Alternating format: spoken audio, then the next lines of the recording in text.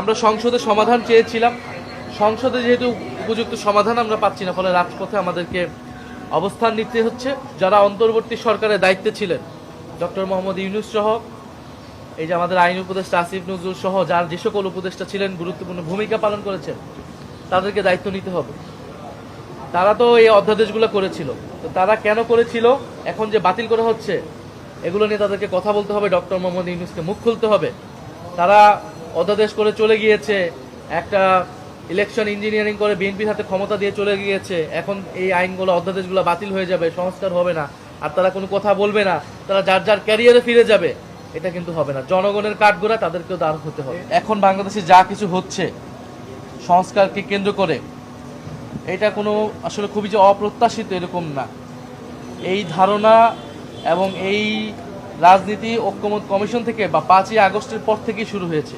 ঠিক 5ই আগস্টের পরেই কিন্তু প্রধান দ্বন্দ্ব তৈরি হয়েছিল। আমরা বলেছিলাম নতুন সংবিধান, এবং বিএনপি বলেছিল তারা নির্বাচন চায়। তারা পুরনো সব কিছুকে রেখেই নির্বাচনের মাধ্যমে ক্ষমতায় আসতে চায়।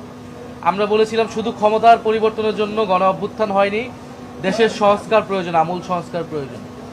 আমাদের চাপের মুখে, ছাত্র জনতার চাপের মুখে তখন সংস্কার কমিশনগুলো হয়, ঐক্যমত কমিশনগুলো হয়।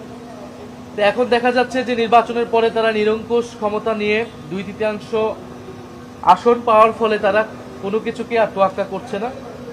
তারা প্রথমত গণভোটের গণরায়, সেটাকে তারা বাতিল করে দিয়েছে। গণভোট তারা মানছে না, তারা নতুন নতুন অজুহাত দিচ্ছে, নানান ধরনের প্রস্তাবনা আনছে। কিন্তু গণভোট 70% মানুষ এখানে ভোট দিয়েছিল। আমাদের গণভোটটা হয়েছিল খুবই সুনির্দিষ্ট 4টা প্রশ্নের উপরে। গণভোট কিন্তু জুলাই সনদের উপরে হয়নি। এটা আমরা অনেক সময় ভুল করছি, বিভ্রান্ত করছি।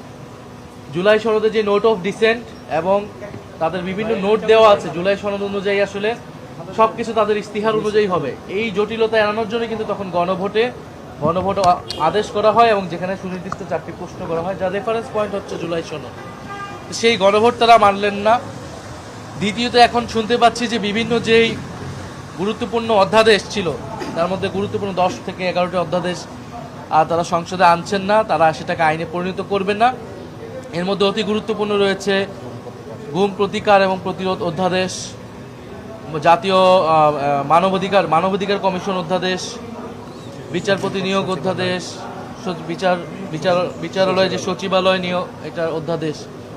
ফলে এই যে অধ্যাদেশগুলো, যেটা জনগুরুত্বপূর্ণ অধ্যাদেশ ছিল, সেগুলোকে তারা বাতিল করে আসলে তারা যে স্বৈরতান্ত্রিক ব্যবস্থা ছিল, যেখানে নির্বাহী বিভাগের ক্ষমতায় নিরঙ্কুশ, সেই ব্যবস্থাটাই তারা রাখতে চায়, সেই ক্ষমতাটা তারা ভোগ করতে চাচ্ছে। এবং